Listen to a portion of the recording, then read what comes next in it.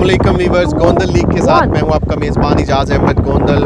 नाजरीन, हसन अली पाकिस्तानी क्रिकेटर की रात दुबई के डेजर्ट में मेहंदी की तकरीब का एहतमाम किया गया।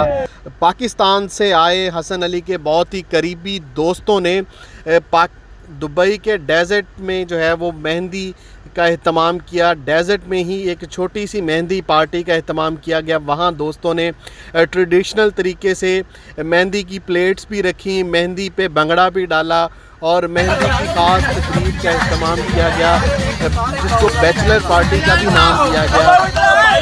आप देख सकते हैं कि हसन अली के बहुत ही करीबी लोग जो कि पाकिस्तान से स्पेशल उनकी निकाह जो है वो सेरेमनी अटेंड करने आए हैं, उनमें सिर्फ एक वाहद पाकिस्तानी क्रिकेटर शादाब खान मौजूद हैं। वो भी स्पेशल हसन अली के बहुत ही करीबी दोस्त माने जाते हैं। वो हसन अली की मेहंदी की तकरीब के लिए और आज निकाह की तकरीब के लिए वो दुबई पहुँचे।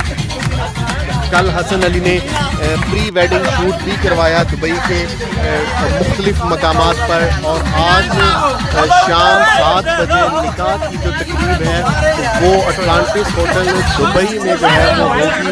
उस निकाह की तकरीब में भी हसन अली के बहुत करीबी दोस्त और दोनों पाकिस्तान और इंडिया से जो है वो फैमिली मेम्बर शिरकत करेंगे इस निकाह की सेरेमनी में।